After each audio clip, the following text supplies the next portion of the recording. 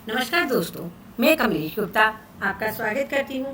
दोस्तों, मैं आज आपको मुंशी प्रेमचंद के द्वारा लिखी गई कहानियों में से एक कहानी काया सुनाने जा रही हूँ। ये कहानी मुंशी प्रेमचंद जी ने अपने मानसरोवर खंड 1 में लिखी है। दोस्तों, मुंशी प्रेमचंद जी ने बहुत संघर्षों में अपना जीवन जिया। ये मूलतः उत्तर प्रदेश के रहने वाले थे और साथ ही इन्होंने गद्य की विधाओं में बहुत सारी कहानियाँ और उपन्यास लिखे। उनके द्वारा लिखी गई एक कहानी कायर, जिसे मैं आज आपको उन्हीं के शब्दों में सुनाने जा रही हूँ। युवक का नाम केशव था और युवती का नाम था प्रेमा। दोनों ही एक कॉलेज में और एक ही क्लास के विद्यार्थी थे। केशव था जो नए विचारों का युवक था, जात पात के बंधनों का विरोधी था। प्रेमा पुराने संस्कारों की कायल थी, पुरानी मर्यादाओं और प्रथाओं में पूरा विश्वास रखने वाली थी। लेकिन फिर भी दोनों में गाढ़ा प्रेम हो गया और यह बात सारे कॉलेज में मशहूर थी कि केशव ब्राह्मण होकर भी एक वैश्य कन्या प्रेमा से विवाह करके अपना जीवन सार्थक करना चाहता था। उसे अपने माता पिता की परवाह नहीं थी, कुल मर्यादा का विचार भी उसे कुछ स्वांग सा ही लगता था। उसके लिए सत्य कोई वस्तु थी तो वह केवल प्रेम थी, किंतु प्रेमा के लिए माता पिता और कुल परिवार के आदेश के विरुद्ध एक भी कदम बढ़ाना असंभव था। संध्या का समय था। विक्टोरिया पार्क के एक निर्जन स्थान में दोनों आमने सामने यानी प्रेमा और केशव हरियाली धूप पर बैठे हुए थे। सैर करने वाले एक एक करके विदा हो गए पार्क में से, किंतु ये दोनों अभी भी वहीं बैठे हुए हैं, क्योंकि उनके बीच में एक प्रसंग छिड़ा हुआ है जो किसी तरह समाप्त नहीं हो पा रहा था। केशव ने झुंझलाकर कहा कि इसका अर्थ यह है कि प्रेमा, तुम्हें मेरी परवाह नहीं है। प्रेमा ने उसको शांत करने की चेष्टा करते हुए कहा, तुम मेरे साथ अन्याय कर रहे हो केशव, लेकिन मैं इस विषय को अपने माता पिता के सामने कैसे छोड़ूं, यह मेरी समझ में नहीं आता। वे लोग पुरानी रूढ़ियों के भक्त हैं। मेरी तरफ से कोई बात ऐसी सुन करके उनके मन में जो जो कल्पनाएं होगी या जो जो शंकाएं पैदा होगी, उसकी तुम कल्पना भी नहीं कर सकते हो। केशव ने बहुत ही उग्र भाव से पूछा, तो तुम भी उन्हीं पुरानी रूढ़ियों के गुलाम हो? प्रेमा ने बड़ी बड़ी आंखों से मधु स्नेह भर करके कहा, नहीं, मैं उनकी गुलाम नहीं हूँ, लेकिन मेरे माता पिता की इच्छा मेरे लिए सब चीजों से अधिक मान्य है। तो केशव ने कहा, तुम्हारा कुछ भी व्यक्तित्व नहीं है? प्रेमा बोली, केशव तुम ऐसा ही समझ लो। केशव ने कहा, मैं तो समझता था कि ये ढकोसले मूर्खों के लिए, लेकिन अब मालूम हुआ कि तुम जैसी बुद्धिशिया भी इन ढकोसलों की पूजा करती हो। जब मैं तुम्हारे लिए संसार छोड़ने के तैयार हूँ तो तुमसे भी मैं फिर यही आशा करता हूँ। प्रेमा ने मन में ही सोचा, मेरा अपनी देह पर क्या अधिकार है? जिन माता पिता ने अपने रक्त से मेरी सृष्टि की और अपने स्नेह से उसे पाला, उनकी मर्जी के खिलाफ कोई काम करने का उसे कोई हक नहीं है। प्रेमा ने बहुत ही दीनता से केशव से कहा, क्या प्रेम स्त्री और पुरुष के रूप में ही रह सकता है, मैत्री के रूप में नहीं रह सकता? मैं तो इसे आत्मा का बंधन समझती हूँ। केशव ने कठोर भाव से कहा, तुम इन दार्शनिक विचारों से मुझे पागल कर दोगी प्रेमा। बस इतना समझ लो, मैं निराश होकर जिंदा नहीं रह सकता। मैं प्रत्यक्षवादी हूँ और कल्पनाओं के संसार में प्रत्यक्ष का आनंद उठाना मेरे लिए असंभव है। यह कहकर उसने प्रेमा का हाथ पकड़कर अपनी ओर खींचने की चेष्टा की, तो प्रेमा ने झटके से हाथ छुड़ा लिया और बोली, नहीं केशव, मैं कह चुकी हूँ, मैं स्वतंत्र नहीं हूँ। तुम मुझसे वह चीज न मांगो जिस पर मेरा कोई अधिकार न हो।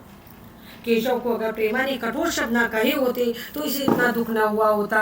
एक क्षण वह मन मारे बैठा रहा, फिर उठकर निराशा भरे स्वर में बोला, जैसी तुम्हारी इच्छा, और आहिस्ता आहिस्ता सा कदम उठाता हुआ वहां से चला गया। और प्रेमा अब भी वहीं बैठी आंसू बहाती रही। रात का भोजन करके जब प्रेमा अपनी माँ के साथ लेटी तो उसकी आंखों में नींद न थी। केशव ने उसे एक ऐसी बात कह दी जो चंचल पानी में पड़ने वाली छाया की तरह उसके दिल पर छाई हुई थी। प्रतिक्षण उसका रूप बदल रहा था, वह उसे स्थिर न कर सकती थी। माता से इस विषय में कैसे बात करे, कुछ कहे तो कैसे कहे, लज्जा मुंह बंद कर देती थी। उसने सोचा, अगर केशव के साथ मेरा विवाह न हुआ तो उस समय मेरा कर्तव्य होगा। मेरा क्या कर्तव्य होगा? अगर केशव ने कुछ उदंडता कर डाली तो मेरे लिए संसार में फिर रह ही क्या जाएगा। लेकिन मेरा बस ही क्या है? इन भांति भांति के विचारों में से एक बात जो उसके मन में निश्चय हुई वह यह थी कि वो केशव के सिवा किसी और से भी विवाह ना करेगी। उसकी माता ने पूछा, क्या बात है प्रेमा, अभी तक तुमको नींद ना आई? मैंने तुम्हें कितनी बार कहा है थोड़ा बहुत घर का काम काज कर लिया करो, लेकिन तुम्हें तो किताबों से ही फुर्सत नहीं मिलती। 4 दिन में तुम पराई घर की हो जाओगी, न जाने कौन सा घर मिले। अगर कुछ काम करने की आदत नहीं रही तो कैसे निभाओगा? प्रेमा ने बड़े ही भोलेपन से कहा, पराई घर जाऊंगी ही क्यों? तो माता ने मुस्कुरा कर कहा, लड़कियों के लिए यही सबसे बड़ी विपत्ति है बेटी। माँ बाप की गोद में पलकर जो ही शयानी हुई दूसरों की हो जाती है। अगर अच्छे प्राणी मिले तो जीवन आराम से कट गया, नहीं रो रो कर दिन काटना पड़ा। सब कुछ भाग्य के अधीन है। अपनी बिरादरी में तो मुझे कोई घर नहीं पाता, कहीं लड़कियों का आदर नहीं, लेकिन करना तो बिरादरी में ही पड़ेगा। ना जाने जात पात का बंधन ये कब टूटेगा। तो प्रेमा डरते डरते बोली, कहीं कहीं कहीं तो बिरादरी के बाहर भी विवाह होने लगे हैं माँ। उसने कहने को तो कह दिया, लेकिन उसका हृदय कांप रहा था कि माता जी कुछ भाप न जाए। माता ने विस्मय के साथ पूछा, क्या हिंदुओं में भी ऐसा हुआ है? फिर उसने अपने आप ही उस प्रश्न का जवाब भी दिया, और 2-4 जगह ऐसा हो भी गया तो उससे क्या होता है। प्रेमा ने इसका कुछ जवाब न दिया और भय हुआ कहीं माता इसका आशय कुछ और ना समझ जाए। उसका भविष्य अंधेरी खाई की तरह उसके आगे मुंह खोले खड़ा था, मानो उसे निगल जाएगा और ना जाने कब उसे नींद आ गई। प्रातःकाल जब प्रेमा सोकर उठी तो उसके मन में एक विचित्र साहस का उदय था। सभी महत्वपूर्ण फैसले हम आकस्मिक रूप से कर लिया करते हैं, मानो कोई देवी शक्ति हमें उनकी ओर खींच ले जाती है। यही हालात प्रेमा के थे। कल तक उसमें माता पिता के निर्णय को मानने को वो समझती थी, पर संकट को सामने देकर उसमें वायु की सी हिम्मत पैदा हो गई, जैसे सामने जैसे कोई पर्वत आ गया हो। वही मंद वायु प्रबल वेग से पर्वत के मस्तक पर चढ़ जाती है और उसे कुचलती हुई दूसरी ओर जा पहुंचती है। उसी तरह प्रेमा मन ही मन सोच रही थी, माना यह देह है जो मेरी माता पिता की है, किंतु आत्मा तो मेरी अपनी है। मेरी आत्मा को जो कुछ भुगतना पड़ेगा वह इस देह से ही तो भुगतना पड़ेगा। अब इस विषय में संकोच करना अनुचित नहीं है। घातक भी समझ रही थी अपने जीवन को एक झूठे सम्मान पर वह क्यों बलिदान करे। उसने सोचा, विवाह का आधार अगर प्रेम न हो तो यह तो देह का विक्रय है। आत्मसमर्पण क्या बिना प्रेम के हो सकता है? इस कल्पना से कि न जाने किस अपरिचित युवक से साथ उसका विवाह हो जाएगा, उसका हृदय विद्रोह कर उठा। अभी वह नाश्ता करके कुछ पढ़ने ही जा रही थी कि उसके पिता ने प्यार से पुकारा कि मैं तुम्हारे कल प्रिंसिपल के पास गया था, वो तुम्हारी बड़ी तारीफ कर रहे थे। प्रेमा ने बड़े ही सरल भाव से कहा, आप तो यूं ही कहा करते हो पिताजी। पिता बोले, नहीं सच बेटा। यह कहते ही उसने अपनी मेज की दराज खोली और मखमली चौकटों से जड़ी हुई एक तस्वीर निकालकर उसे दिखाते हुए बोले, यह लड़का ICS के इम्तिहान में प्रथम आया है, इसका नाम तो तुमने सुना होगा। अब बूढ़े पिता ने प्रेमा के सामने ऐसी भूमिका बांधी कि प्रेमा उनका आशय न समझ सकी, लेकिन वह भाग गई। उसका मन तीर की भांति लक्ष्य पर जा पहुंचा। उसने बिना तस्वीर की ओर देखे हुए कहा, नहीं, मैंने तो उसका कोई नाम नहीं सुना। पिता ने बनावटी आश्चर्य से कहा, क्या तुमने उसका नाम नहीं सुना? आज की दैनिक पत्र में उसका चित्र और जीवन वृत्तांत छपा हुआ है। प्रेमा ने बहुत ही रुखाई के साथ जवाब दिया, होगा पिताजी, मगर मैं तो इस परीक्षा का कोई महत्व नहीं समझती। मैं तो समझती हूँ जो लोग ICS की परीक्षा में बैठते हैं वे परले सिरे के स्वार्थी होते हैं। आखिर उनका उद्देश्य इसके सिवा और क्या होता है कि अपने गरीब निर्धन दलित भाइयों पर वो शासन करे, खूब धन संचय करे। यही तो जीवन का कोई उद्देश्य नहीं। इस आपत्ति में जलन थी, अन्याय था, निर्दय थी। पिताजी ने समझा था प्रेमा ये बखान सुनकर लट्टू हो जाएगी। ये जवाब सुनकर तीखे स्वर में बोले, तू तो ऐसी बात कर रही है जैसे तेरे लिए धन और अधिकार का कोई मूल्य ही नहीं रह गया हो। प्रेमा ने ढिठाई से कहा, हाँ, मैं तो इसका मूल्य ही नहीं समझती। मैं तो आदमी में केवल त्याग की भावना देखती हूँ। मैं ऐसी हुक्मों को भी जानती हूँ जिन्हें यह पद जबरदस्ती भी दिया जाए तो वह इसे स्वीकार न करें। पिता ने बड़े उपहास के ढंग से कहा, यह तो आज मैंने कई बार सुना है। मैं तो देखता हूँ कि छोटी छोटी नौकरियों के लिए लोग मारे मारे फिरते। मैं जरा उस लड़के की सूरत देखना चाहता हूँ जिसमें इतना त्याग हो, फिर तो मैं उसकी पूजा ही करूँगा। शायद किसी दूसरे अवसर पर यह शब्द सुनकर प्रेमा लज्जा से सिर झुका लेती, पर इस समय उसकी दशा उस सिपाही के जैसी थी जिसके पीछे गहरी खाई थी। आगे बढ़ने के सिवाय उसके पास कोई मार्ग न था। उसने आवेश को संयम से दबाया और आंखों में विद्रोह भरकर वह अपने कमरे में गई और केशव के कई चित्रों में से वह चित्र चुनकर लाई जो उसकी निगाह में सबसे खराब था और पिता के सामने रख दिया। बूढ़े पिताजी ने चित्र को उपेक्षा के भाव से देखना चाहा, लेकिन पहली ही दृष्टि में उस चित्र ने पिताजी को आकर्षित कर लिया। ऊंचा कथा दुर्बल होने पर भी उसका गठन स्वास्थ्य और संयम का परिचय दे रहा था। मुख पर प्रतिभा का तेज न था, पर विचारशीलता का ऐसा प्रतिबंध था जो उसमें विश्वास पैदा करता था। उन्होंने उस चित्र की ओर देखते हुए पूछा कि ये किसका चित्र है प्रेमा? प्रेमा ने संकोच से सिर झुकाकर कहा, ये मेरी क्लास में ही पढ़ते हैं पिताजी। पिता ने पूछा, अपनी ही बिरादरी का है? प्रेमा की मुख मुद्रा धूमिल हो गई और इस प्रश्न के उत्तर पर उसकी किस्मत का फैसला हो जाएगा। उसके मन में पछतावा हुआ कि व्यर्थ ही मैं इस चित्र को यहाँ लाई। उसमें एक क्षण के लिए जो दृढ़ता आ गई, वह इस पहले प्रश्न के सामने एक आधार हो उठी और वह अपने पिता से दबी आवाज में बोली, जी नहीं, वह ब्राह्मण है। ये कहने के साथ ही वह क्षुब्ध होकर वहां से बाहर निकल गई। वहां की वायु में उसका गला घुटा जा रहा था और दीवार की आड़ लेकर के वह रोने लगी। लाला जी यानी प्रेमा के पिताजी को पहले तो क्रोध आया कि प्रेमा को बुलाकर साफ साफ कह दे यह संभव है। वे उसी गुस्से से दरवाजे तक आए, लेकिन प्रेमा को रोते देखकर नर्म हो गए और युवक के प्रति प्रेमा के मन में क्या भाव थे यह उनसे छिपा ना रहा। प्रेमा के पिताजी स्त्री शिक्षा के पूरे समर्थक थे, लेकिन इसके साथ ही कुल की मर्यादा भी रखना चाहते थे। वे अपनी ही जाति के योग्य वर्ग के लिए अपना सर्वस्व अर्पण कर सकते थे, लेकिन उस क्षेत्र के बाहर कुलीन से कुलीन तथा योग से योग वर्ग की कल्पना भी उनके लिए असह्य थी। इससे बड़ा अपमान वे सोच भी न सकते थे। उन्होंने कठोर स्वर में कहा, आज से कॉलेज जाना बंद कर दो प्रेमा। अगर शिक्षा कुल मर्यादा को डुबोना ही सिखाती है तो यह कुशिक्षा है। प्रेमा ने काथार कंठ से कहा, पर पिताजी परीक्षा तो समीप आ गई। लाला जी ने दृढ़ता से कहा, आने दो, और फिर अपने कमरे में जाकर विचारों में डूब गए। 6 महीने गुजर गए। लाला जी ने घर में आकर एकांत में पत्नी को बुलाया और बोले, जहाँ तक मुझे मालूम है केशव बहुत ही सुशील और प्रतिभाशाली युवक है। मैं तो समझता हूँ प्रेमा इस शोक में घुल घुल कर प्राण दे देगी। तुमने भी समझाया, मैंने भी समझाया और दूसरों ने भी समझाया, पर उस पर प्रेमा का कोई असर नहीं होता। ऐसी दशा में हमारे लिए और क्या उपाय है? उनकी पत्नी ने चिंतित भाव से कहा, कर तो देंगे, लेकिन रहोगे कहाँ? न जाने कहाँ से यह कुलक्षणी मेरी कोख में आ गई। लाला जी ने भव्य से कोड़कर तिरस्कार के साथ कहा, यह तो 1000 दफा सुन चुका हूँ, लेकिन कुल मर्यादा के नाम को कहाँ तक हुए? चिड़िया का पर खोलकर यह आशा करना कि वे तुम्हारे ही आंगन में फटकती रहे, ये भ्रम है। मैंने अपने इस प्रश्न पर ठंडे दिल से विचार किया है और इस नतीजे पर पहुंचा हूं कि हमें इसे आप धर्म को स्वीकार कर लेना चाहिए। कुल मर्यादा के नाम पर मैं प्रेमा की हत्या नहीं कर सकता।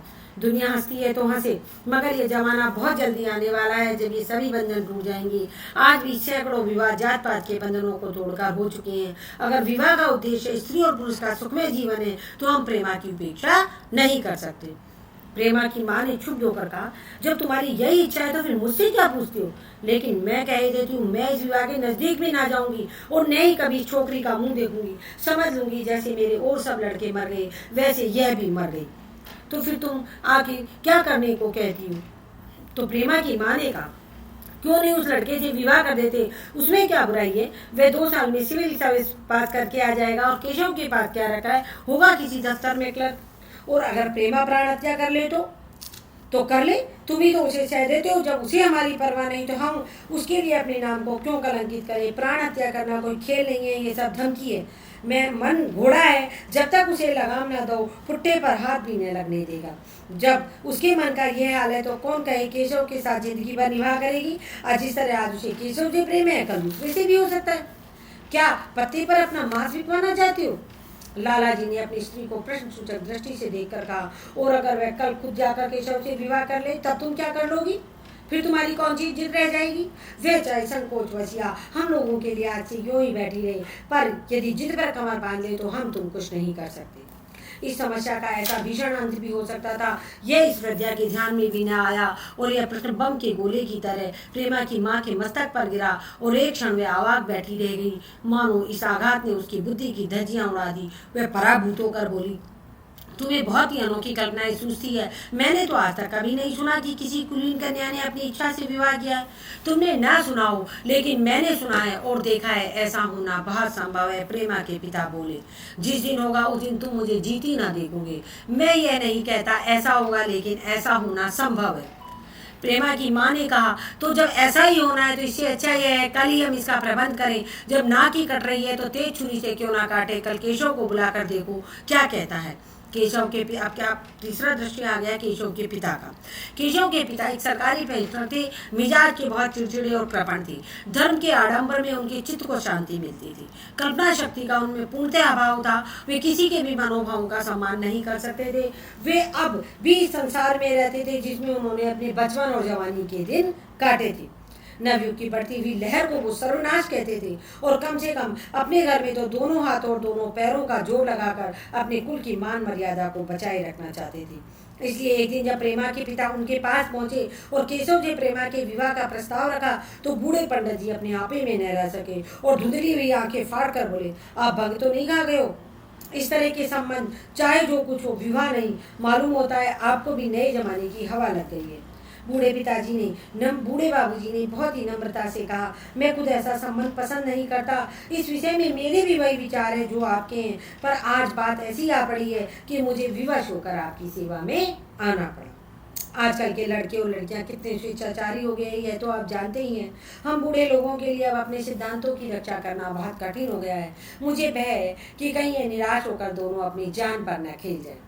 बूढ़े पंडित जी ने जमीन पांव पर पटकते हुए गरज कर कहा, आप क्या कह रहे हैं साहब? आपको शर्म नहीं आती? हम ब्राह्मण हैं और ब्राह्मणों में भी कुलीन ब्राह्मण कितने ही पतित हो गए हैं, कितने इतने मर्यादा सुनने नहीं हुए कि बढ़िया बकालों की लड़कियों से विवाह करते फिरे।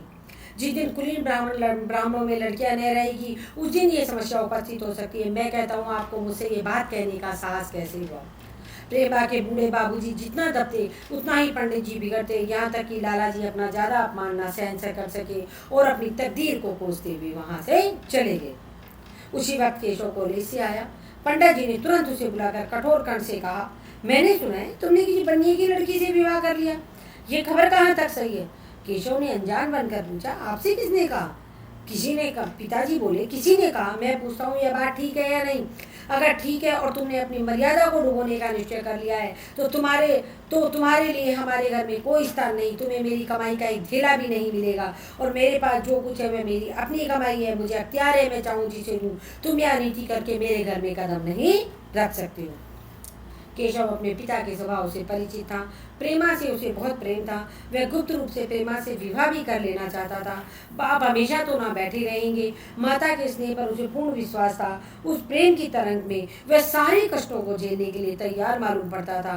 लेकिन जैसे कोई कायर सिपाही बंदूक के सामने जाकर हिम्मत खो बैठता है और कदम पीछे हटा लेता है, आज वही दशा केशव की हुई। उसके पिता ने अपने संपत्ति रूपी बंदूक की गोली दाग दी। वह साधारण युवकों की तरह सिद्धांतों के लिए बड़े बड़े तर्क कर सकता था, जबान से उनमें अपनी भक्ति की दुहाई दे सकता था, लेकिन उसके लिए यातनाएं झेलने की सामर्थ्य उसमें नहीं थी। अगर वह अपनी जिद पर अड़ा और पिता ने भी अपनी टेक रखी तो उसका कहाँ ठिकाना लगेगा? उसका तो जीवन नष्ट हो जाएगा। यदि पिता ने उसे घर संपत्ति से बेदखल कर दिया तो उसने तभी जबान ने अपने पिता से कहा, जिसने आपसे यह कहा है वो बिल्कुल झूठ है। पंडित जी ने तीव्र नेत्रों से देखते हुए केशव से कहा, तो ये खबर बिल्कुल गलत है? केशव बोला, जी हाँ बिल्कुल गलत है।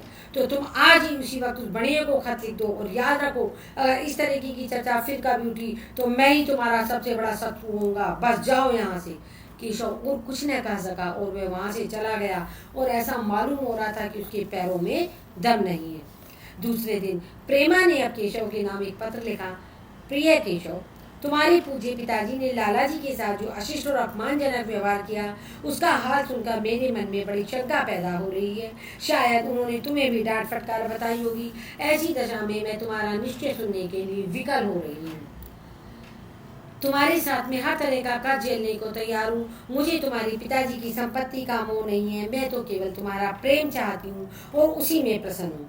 आज शाम को यहीं आकर भोजन करो। दादा और माँ दोनों ही तुमसे मिलने के लिए इच्छुक है।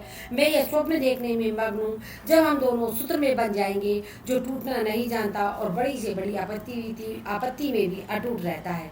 तुम्हारी प्रेमा। संध्या हो गई और इस पत्र का कोई जवाब नहीं आया। उसकी माता बार बार पूछ रही थी, केशव आए नहीं? बूढ़े लाला द्वार पर भी आंख लगाए बैठे। यहाँ तक कि रात के 9 बज गए पर ना तो केशव आए और ना ही प्रेमा के पत्र का कोई जवाब आया। प्रेमा के मन में भांति भांति संकल्प विकल्प उठ रहे थे। कदाचित उन्हें पत्र लिखने का अवकाश न मिला होगा या आज उन्हें आने की फुर्सत नहीं मिलेगी। कल अवश्य आ जाएंगे। केशव ने पहले उसके पास जो प्रेम पत्र लिखे उन सबको प्रेमा ने फिर से पढ़ा। उनमें से एक एक शब्द से कितना अनुराग टपक रहा था, उनमें कितना कंपन था, कितनी विकलता थी, कितना तीव्र आकांक्षा थी। फिर उसे केशव के ही वाक्य याद आए जो उसने सैकड़ों बार कहे थे। कितनी बार वह उसके सामने रोया और इतने प्रमाणों के होते हुए निराशा के लिए अब कहाँ स्थान था। मगर फिर भी सारी रात जैसे प्रेमा का मन सूली पर टंगा रहा। प्रातःकाल केशव का जवाब आया। प्रेमा ने कांपते हाथों से पत्र लेकर पढ़ा। पत्र हाथ से गिर गया और ऐसा जान पड़ता मानो उसकी देह का रक्त स्थिर हो गया। उसने लिखा था, मैं बड़े संकट में हूँ प्रेमा, तुम्हें क्या जवाब दूँ। मैंने इधर इस समस्या पर खूब ठंडे दिल से विचार किया और इस नतीजे पर पहुँचा हूँ। वर्तमान दशाओं में मेरे लिए पिता की आज्ञा की उपेक्षा करना दूसरा है। मुझे कायर न समझना, मैं स्वार्थी भी नहीं हूँ, लेकिन मेरे सामने जो बाधाएं हैं उन पर विजय पाने की शक्ति मुझ में नहीं है। पुरानी बातों को भूल जाओ प्रेमा, उस समय मैंने इन बाधाओं की तो कल्पना भी न की थी। प्रेमा ने पत्र को पढ़ा और एक लंबी और गहरी जलती हुई सांस खींची और उस खत को फाड़कर फेंक दिया। उसकी आंखों से अश्रुधारा बहने लगी, जिसमें केशव को उसने अपने अंतःकरण से भर लिया था। वही केशव उसके लिए इतना निष्ठुर हो जाएगा, इसकी उसको रत्ती भर भी आशा न थी। ऐसा मालूम पड़ा मानो अब तक वह कोई सुनहरा स्वप्न देख रही थी और आँख खुलने पर सब कुछ अदृश्य हो गया। जीवन में जब आशा ही लुप्त हो गई तो अंधकार के सिवा और है ही क्या। अपने हृदय की सारी संपत्ति लगाकर प्रेमा ने एक नाव लदवाई थी, वह नाव जलमग्न हो गई। अब दूसरी नाव वह कहाँ से लदवाए। अगर वह नाव टूटी हुई तो वह भी उसी के साथ डूब जाएगी। माता ने पूछा, क्या केशव का पत्र है? प्रेमा ने भूमि की ताकते हुए कहा, हाँ, उनकी तबीयत अच्छी नहीं है। इसके सिवा प्रेमा कहे भी क्या। केशव की निष्ठुरता और बेवफाई का समाचार कहकर लज्जित होने का साहस उसमें अपने माता पिता के सामने ना था। दिन भर वह घर के काम धंधों में लगी रही, मानो उसे कोई चिंता ही नहीं थी। रात को उसने सबको भोजन कराया, खुद भी भोजन किया और बड़ी देर तक हारमोनियम पर गाती रही। मगर सवेरा हुआ और उसकी कमरे में उसकी लाश पड़ी हुई थी। प्रभात की सुनहरी किरणें उसके पीले मुख को जीवन की आभा प्रदान कर रही थी। तो दोस्तों, हमने मुंशी प्रेमचंद के द्वारा मानसरोवर खंड में एक लिखी गई प्रेम कहानी कायर को पढ़ा, कायर को सुना। और दोस्तों, यदि आपको मेरे द्वारा सुनाई गई ये कहानी आपको अच्छी लगी तो आप इसे प्लीज़ लाइक कीजिए, शेयर कीजिए और सब्सक्राइब कीजिए और मुझे कमेंट बॉक्स में लिख के बताइए आप आगे कौन सी कहानी सुनना चाहते हैं। तब तक के लिए धन्यवाद दोस्तों।